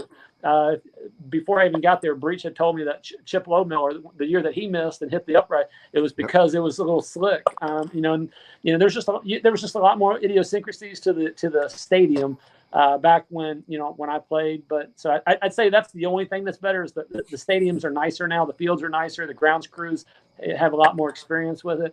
But other than that, I think kicking in the NFL is harder now than it was when I was, just because they're trying to change the rules. Right. So here's a good. We're real big on memorabilia here, Doug. I mean, big time. So Hollis here is asking, did you save any of your memorabilia, anything from your playing days? What was your favorite thing? So here's the thing. The thing that that you all would probably appreciate, or that a lot of people don't really know me, but I was so excited to play for the Bengals. Like at the time that I got drafted with Coach Shule was the coach, and we had just kind of gone to Super Bowls, and we had the lean 90s. It was kind of like we struggled to win games, and I was tickled to death. I mean, I was like, I'm getting paid to literally sit here and watch this game, and every now and then I get the kick. This is like the coolest thing of all time, So I enjoyed every bit of it. I kept all my jerseys. I kept all my kicking shoes, my plant shoes, the kicking tees that I used, the stadium jackets that I wore. I mean, I kept everything. Because I'm doing this interview outside because we got a new dog, and I figured he'd be barking right now. But and there was a lot of commotion going on in the house, so I came outside on the screen porch. But if we were down in my basement, I've got an Anthony Munoz signed jersey. I've got a Tim Krumride signed jersey. I've got and then I've got other people like Steve Young and Joe Montana, and I've got like. Roger Staubach, and just I've got some pretty cool stuff of other guys that I played with or people that I was excited to meet when I made it to the NFL. So definitely the memorabilia is I still get cards that people send to me today, and I still sign it. And I consider it an honor and a privilege that I played in the league, and had the opportunity to. My wife and my parents keep me pretty humble and basically say I should be glad that anybody even wants my autograph. So I still sign stuff if anybody sends it to me. It's kind of cool. We went to a little Mexican restaurant after the game on Sunday, and I'm walking in, and my daughter's heard some guy said, "Hey, that was Doug Pelfrey." It's kind of cool. I mean, it's like I grew up in this town. I grew up a Bengals fan. I got a chance to play for the Bengals, and when I played, it wasn't Who Day, it was Everybody Day. But right now, it's back to kind of Who Day, and it was everybody kind of beat us back in the day. But today, I think we at least have we're kind of on the way up. I think I think we're going to have some fun here for the next few years, which is good. We just got to kind of hang with them here. Absolutely. Just wanted to show you this thing right here. So next time we do a show, we're coming over your house. We're going to check out all your memorabilia and just let everybody see that. Absolutely. You're always more than welcome. So. Well, hey, one more viewer question, and Doug, thanks for hanging on. I know we have a couple more things we want to hit on here, but I want to do one more viewer question. I thought it was a good one. We go to Denver this year, Doug. So does the altitude affect you guys when you're kicking? I mean, what's the 100%. So the one story I can tell you about Denver. So we play at Denver, and I'd always heard about the altitude. And the Breach was like, "You will not believe how far the ball goes in altitude." And I was so excited because it was basically Jason Hansen and myself, I think, had the 2 biggest legs in the NFL back when I played. Because I could pretty much make 60, 65 pretty much every pregame. And I remember, like, if you know how the fields are kind of set up, you kind of went in the middle hash marks. It went back to about the 50. and both teams couldn't cross the 50. But then on the sides, you kind of went down, kind of staggered so that your punter could kick to the other groups. And so I knew I had to get out there early. So I got out as early as I could get out there on the field.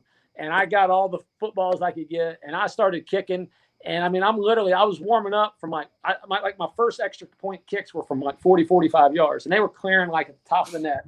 And I'm backing up. I'm at like 57 yards, and I'm just now getting lathered up. I'm thinking I'm going to go for a personal all-time best today. I'm like going, the longest I ever kicked was 70 in practice. Like I'm going for 75.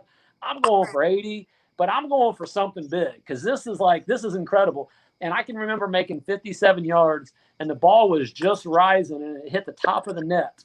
And I was like, my gosh, this is going to be awesome. And then all of a sudden, here come all the Broncos. And they got on their side, and I couldn't go any farther. And I was so bummed because I was literally going to try to stand in the other end zone and kick. I was like, I'm going to go so dang far. I'm probably not going to get a kick during the game because we're not going to be that good, and they're pretty good. They got John Elway, and we didn't. And so I was like, I'm going to go for as far as I could go. And I got to go to 57, and I was kind of bummed. So that's funny. Well, two more quick things. So I'm just going to ask a quick question here. Did you ever kick a bottle cap off a pop bottle? I didn't. I haven't had a chance to ask Evan about that. My middle daughter, she saw that on TikTok or something, on Instagram or something, and she's like, "Did you see this?" The one thing that I could do back in the day. So like when I ended up. I was a walk-on in college. I ended up making it. I had a pretty good career. But then, like, when I was trying to get noticed in the NFL, back then, it worked for me in high school because we sent out a bunch of kicking videos of me kicking 55, 60-yard field goals in high school. So when I went to the pros, I was like, I'm going to send a video to every NFL team. And I'm going to show them that, like all my highlights, because I'd made some, I think the big thing for me at UK is I made like 73% from 50 to 55. So I showed them all my kicks. I'd made some game-winning kicks against like Georgia and UC and, stuff like that. And so I had some pretty good stuff to show them. And then I had like my coach, Bill Curry, who talked like Vince Lombardi. And, I had music pumped into it. I don't remember who sang it, but it was the song Right Now. And so, there's all these, I had all this stuff in there, but I was like, I got to have something to get a hook. I got to do something to get their attention. So my big thing that I used to always do is I had my holder hold it with his nose. And he would literally, he would hold it with his nose and I'd kick it.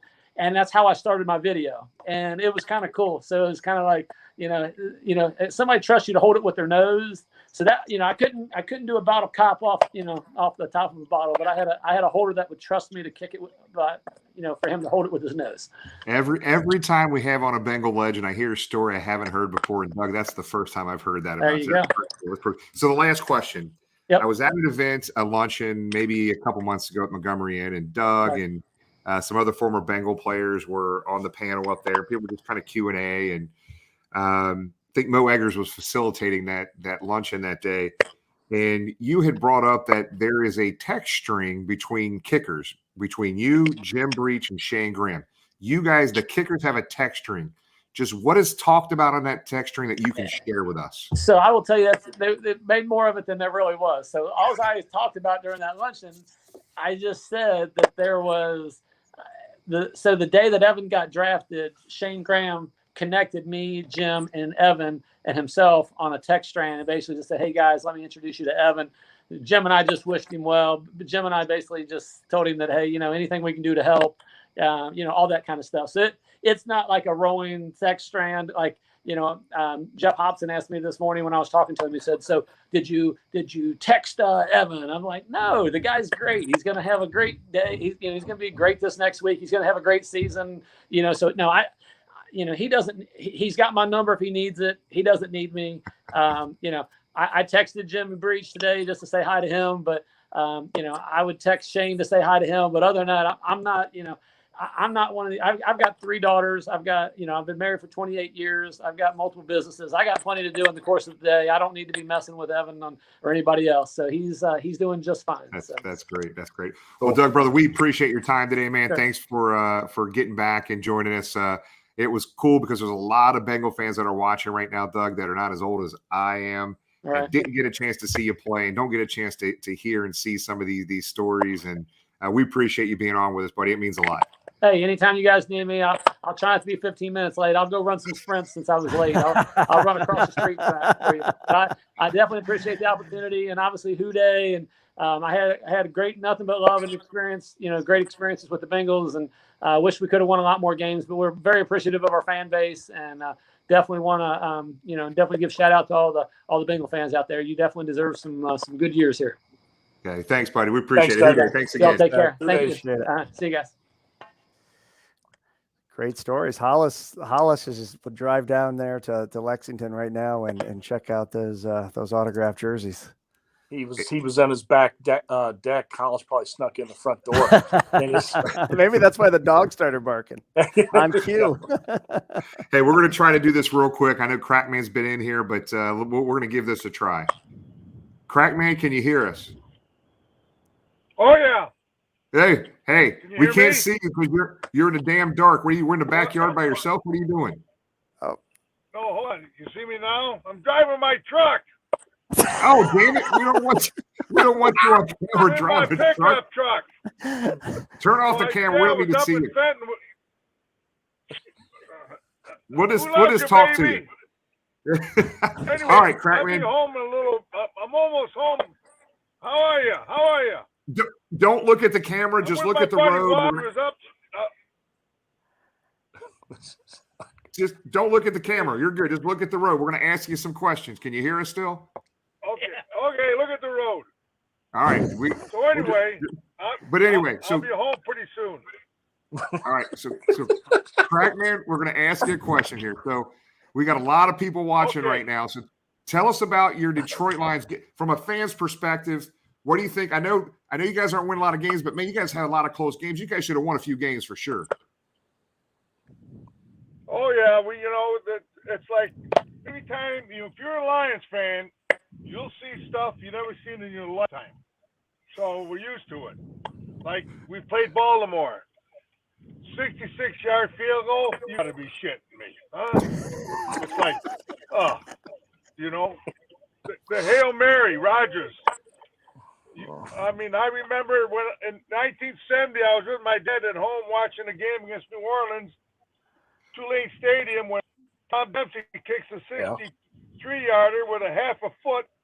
Alex Karras is walking off the field and going like, this guy's a freak. Let's get out of here. The next you know, it's like through the goalpost. I go, holy shit. My dad's like, you believe that shit? I said, I just saw it, Dad. I just saw it. Yep, I believe it. Watch the road, Crackman. Hey, I'm on the road. I'm almost home. I'm rocking it. So, all right, so I was up with the program for lunch, dinner. Okay. James, you had something to ask Crackman? Yeah, Crackman, thanks for joining us and had the opportunity to meet you in Cleveland, and great stories. You talked about you're a lineman, I believe, retired now and enjoying the Lions and your John Wayne stuff full time. Can you share the story about the one time they politely asked you to leave the bar and what you did in retaliation? Well, I never was actually asked politely to leave anyway. Anyway, I'm just pulling in my driveway. So, okay. Thank God. And just being our good, jolly old selves. Huh? Stay out, back up. Okay. Let me hold on a minute. I'm getting my partner's telling me to back up. Stay outside. Okay, can you hear me? Yes, sir. Can you hear me? Yes, sir. Can you hear me? Oh yes. Yep. Can you hear me? Yes. Damn it. Hello. We can hear you, Crackman. You probably got us on Bluetooth. Your car's off. Can you hear me? Yes. Yeah. Grab your phone. That's the end of Crackman. Guys, if you're watching, thank God he's parked. It hang on, happen while he was driving. You got to hear this story. There's Crackman has. We will be. It looks like Crackman is going to be taking us out Saturday night. He's going to get his Lions bus, pick us up at the hotel, take us to some of his bars up in Detroit. I'm telling you, man. I posted some videos of him on social media here the other day, and just a great man, just a good person. Loves his Detroit Lions like we love our Cincinnati Bengals, and he's very passionate about it. But his name is Ron Crackman Cracchiolo. Yeah. I'm not sure why they call him Crackman. I don't think it's because he's in Detroit and selling crack, but we'll find out here in a little bit. But it's Cracchiolo. They call him Crack for short. Crackman is what they started calling him. If he can log back in here and get this, like I said, had the opportunity to meet him at when we were at the draft this year. Detroit was literally right next to us, and there's a lot of downtime at the draft, and of course you got to get there early and sitting. And God bless him, I think he had a beer in his hand the minute he got in, and just some of these stories to share that he shared with us. And if he can share this one, if he gets back on, is classic. Oh, Yeah. Here he comes. So Crackman is also part of the Pro Football Ultimate Fans Association, which I'm a member of as well. There you are. Can you hear us now? I'm back. What's right. up? Hey, I'm in the house now. hey, Crackman, 2 years we've been doing this show. Nobody's ever done the show live from their truck before. Thanks. That was awesome. Well, thank you. You know, it's always something different, right? Damn straight. All right, let's go back to the time where they politely asked you to leave the bar. Okay. No one ever asked me to leave anywhere politely, first of all. But anyway, we was in there drinking, having a good time at this bar, and we ordered a couple rounds of drinks, and they said, hey, I think you had enough, you're going to leave. I said, you're going to service, or, and I'm an old lineman, was a lineman, so the guy cut us off, and, well, politely, I just climbed the pole there and jerked out them cutouts and cut them off, turned them off. No They didn't have beer. any electric? No beer, no juice. Period. See ya. Good night. So the guy yells, okay, we'll serve you. Put the lights back on. All right. So I put them back on. Damn it, Crackman, I know you have a ton of stories, brother. But so I'm going to ask you, let's get back to the Detroit Lions, man. So tell us, give us some. Look, man, it seems to be a tough, gritty, hard-nosed team you guys got there. Just hasn't paid off in the win column yet. We hope you win every game after this Sunday. But tell us, what are some of the things that you're just? Whoa! We're going to start this Sunday. Oh, damn it, Crackman. But give us your take on the team, man. What's going good? What are you guys struggling with too? Well, right now it's basically we got a lot of heart. Expectations was probably a lot higher, but right now we got a new coach. We got probably youngest team in the NFL. Half the roster's on the IR. They're all beat up. Ragnar, we just lost Ragnar for the year. Sevis is out for the year. Our receiver, defensive ends out for the year. I mean, some of our DBs already out, so it's pretty much the next man up. And this coach, Dan Campbell, he's just a gutsy guy. I love the guy, and he just got his heart and soul in it, and these guys are playing their hearts out. I mean, like last week we lost, come back, we shut that crowd up. And, he goes for, we score, and we're down by 1 to tie it. What's he do? We're going for 2, We'll see what these young guys got. We get the 2-point conversion, I'm going crazy. And then, we lose by a field goal. I mean, shit happens, but that's just how it's been. These guys don't quit. They don't quit. So we're gonna regroup and give her Sunday, give her hell. Crackman, what's your early impression of your first round draft pick, Penny Sewell? Started off the year at right tackle, not his natural position. Obviously took last year off at Oregon. Didn't have a lot of snaps. It seems like as soon as you guys made that switch back to his traditional spot at left tackle, he's played solid. You happy with that draft pick?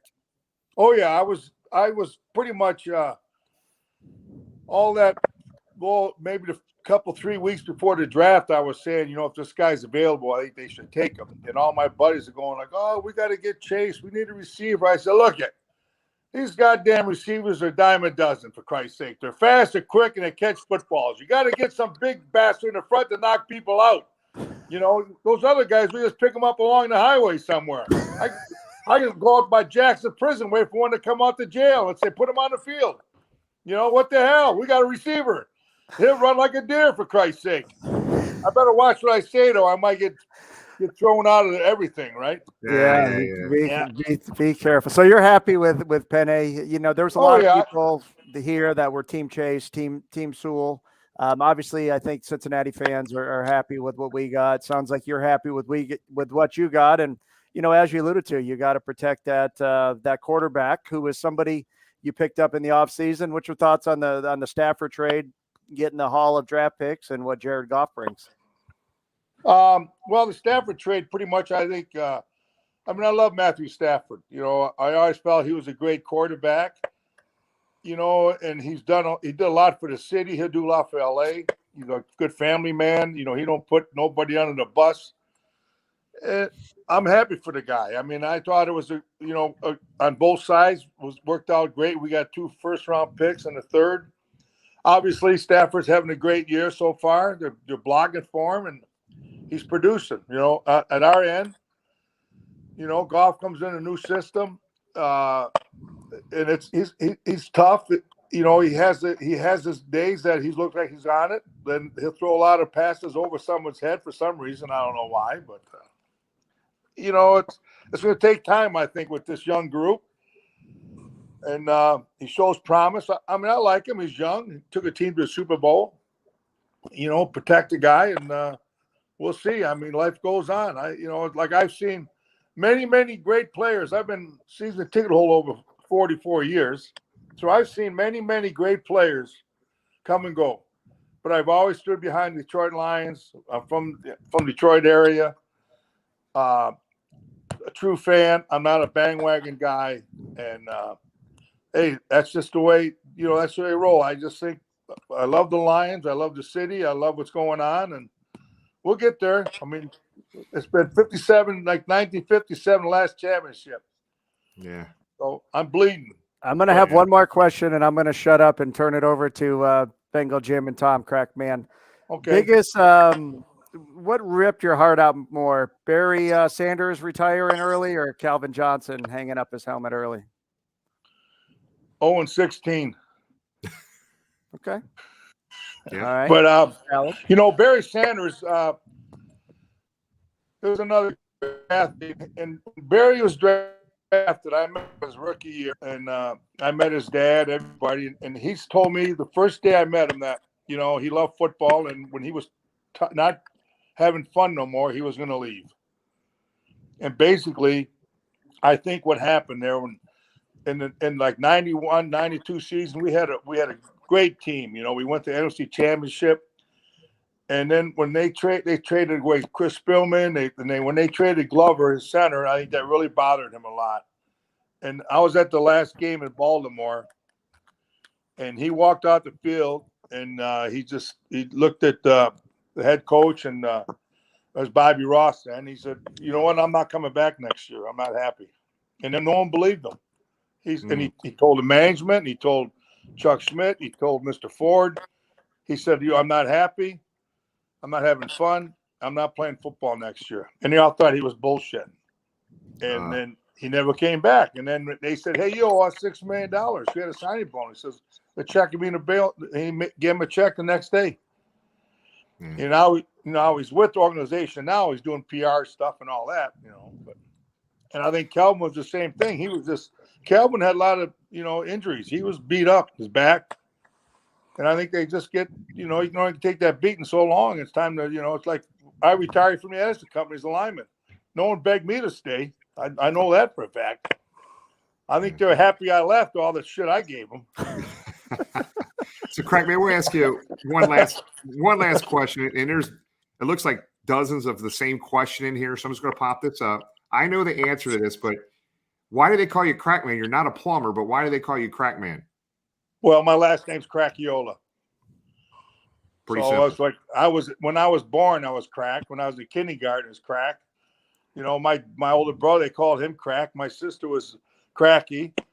And my dad says, I was the original Crack. And then my grandpa, you know, it's just if you're a Crackiola, your nickname's going to be Crack. It's pretty much, you know, standard. Anyway, I'm proud of it. I'm proud of my family, proud of my heritage, proud of my Detroit Lions. So, you know, as you know, I love the Duke and the Lions. So that's right. I could tell you another quick story. All right, go ahead. I did an interview over here one time, and so this guy's looking around my house, and he says,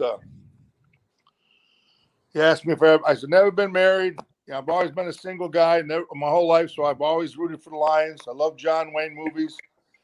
And I said, matter of fact, I had this one gal come over one day, and she's looking around the house. She says, what's with all these pictures of the Duke and the Lions? I said, hey, honey, you see any pictures you on the wall in here? She says, no, I don't. I said, well, apparently you're not as loved as John Wayne and the Detroit Lions. So you got to pick up your game up a little bit, baby. I'll get you on the wall.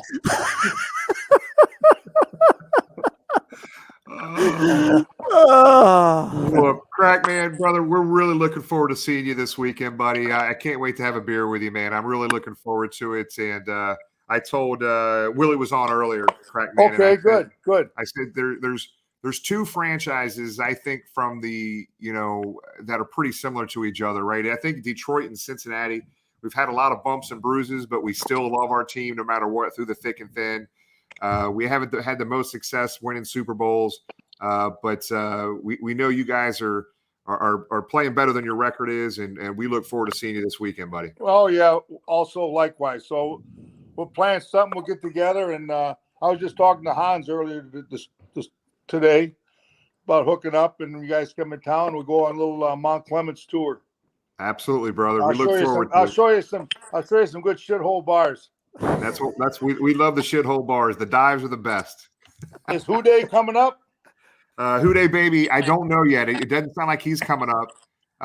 We've got a lot of the PFUFA guys coming up. And I think some of our buddies from the trail are going to be coming up with us as well. So we will be there. We'll be there having some beers with you, buddy.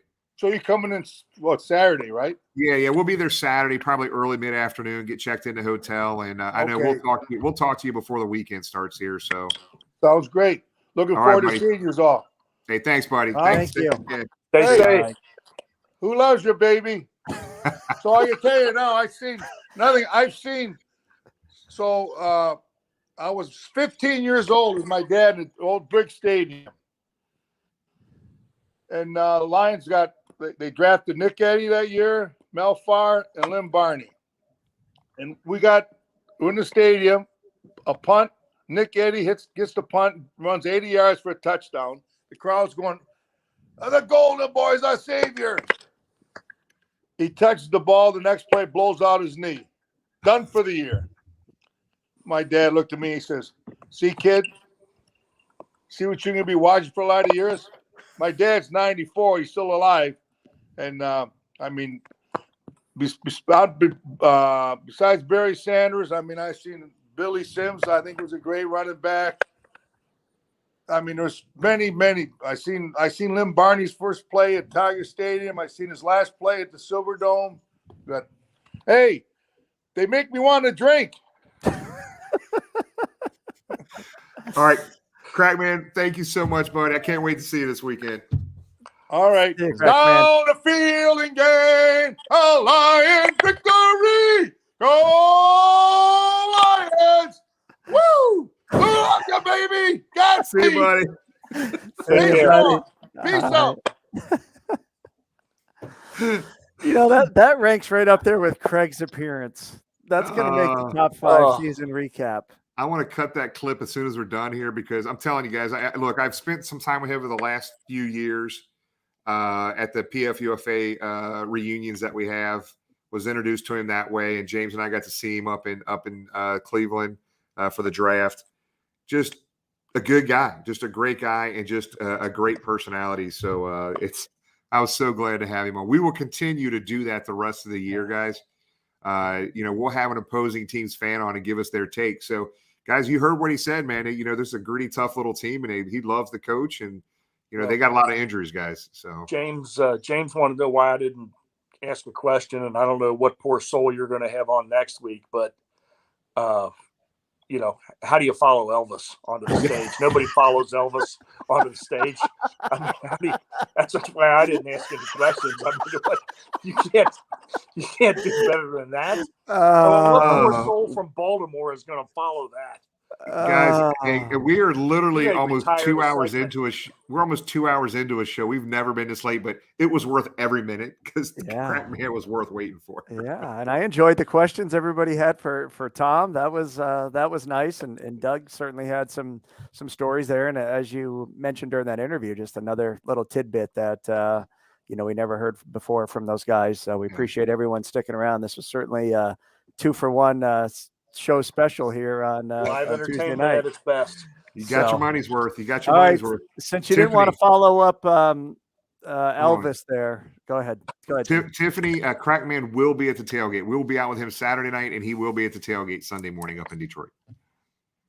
Go ahead, James. I'm sorry, buddy. No, that's fine. We're gonna let Tom. It's bedtime. Tony's still up. It's about 2 hours past the Tigers' bedtime. Tony's so going to be grumpy as he's going to be grumpy as hell tomorrow without sleep. He's going to be. So, Tom, take us home. Jimmy, I'm terrified for you going up there at the tailgate Sunday. They're great people. They're wonderful people, but I just come home in one piece. just come home. It's kind of funny to me that you're more concerned about me going out of, not coming back than my wife is. I'm just saying, but hey, Trisha always gets you home. We don't worry about her. I've been up there. It's really cool. I've been up to Detroit many times, guys. They're just good people. I've never had a problem up there ever. So it's a great sports town. While the loss Saturday hurt, and I hope doesn't come back to bite us in early January from keeping us somewhere, we know this: our team's got a lot of heart, and our team's got a lot of fight. And they just went up and nearly knocked off a team that a lot of people think are going to go to the Super Bowl this year and have one of the 5 greatest quarterbacks in the history of the game. So be proud of who we have. Don't worry about our kicker. I mean, he's not going to make every single kick. Hopefully his confidence is not shaken. And like Doug Pelfrey said, I hope our first time we touch the ball, it's an extra point, but I hope he kicks early and knocks one through. I think if the Lions play their best game and the Bengals play their best game, we're going to have a great day Sunday. But Bengals are going to have their best game together because the Lions will be coming from us, and they nearly knocked off Minnesota in their place. So it's not going to be easy Sunday, but should be a lot of fun. And everybody, please be checking the waiver wires for cornerbacks. All right, everybody. Thank you. Just to kind of get another quick recap from the weekend. Thank you for Eric Higgins for DJing. Thank you for Tony and Carrie for the another $1,000 raised for cancer. And look forward to our next charity, as we briefly touched on, tied into the military for our next home game.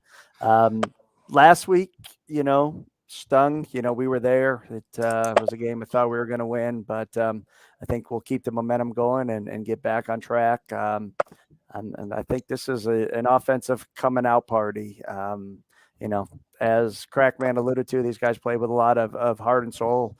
They're banged up. I think this is a time to get the offense on track, maybe get the running game going, and put some points on the board. So looking forward to Sunday. And Jimmy, have a beer for Tom and I with our buddy, the new show favorite, the Crackman. I can't wait till this is. I'm going to try to break down a couple clips for the Crackman and post that so everybody can watch this. So, guys, first of all, thanks so much. Still holding a lot of folks in the viewing area right here. It means a lot that you guys are staying on, watching us and tuning in. It means an awful lot to us. But thank you. By the fans, for the fans. You're as part of this, as much part of this as we are on the screen here. Thanks again for last Sunday. It was a great day in Cincinnati. Other than that the weather was great. The game ended not in our favor, but we just had such a good time at the tailgate. Another fun day at the tailgate, and it's all because of you guys. And I will tell you. I'm sorry, despite the fact he had to go to bed, we all want to thank our producer and the heart of the show, everybody's good friend Jamie, and look for him to come back next week well rested. Yep. Everybody's good friend. Yep. So in Detroit, we're going to be tailgating in Detroit with Crackman, the Big Blue crew, just a few blocks away from the stadium. That lot's probably going to be full, but there's parking across the street. I mean, it's real close. Park and come on in. I think it's $30. All the food and drink you want. It's going to be a bunch of Bengal. I mean, I'm talking. There's going to be a huge contingent of Cincinnati Bengal fans in Detroit. Section 140 a couple days ago had hundreds of tickets in it. There's hardly any tickets left in Section 140. We know that section will have, I don't know about hundreds. It's going to be a lot of Bengal fans in Section 140. Get a ticket. They're cheap. Go to TickPick. Go wherever you want. The tickets are very, very inexpensive. You can get them for as low as like $20 to $30 right now. But the lower section 140, if there's seats there that work for you, grab them, because that section is going to be a Cincinnati Bengals section, overwhelmingly Cincinnati Bengals section. So we'll see you next week, guys. Thanks again. Let's get back on track. 4-2 going into Baltimore is what we're looking for. So we will see you. Thanks again, guys. Who Day. Crackman. Crackman's my new favorite.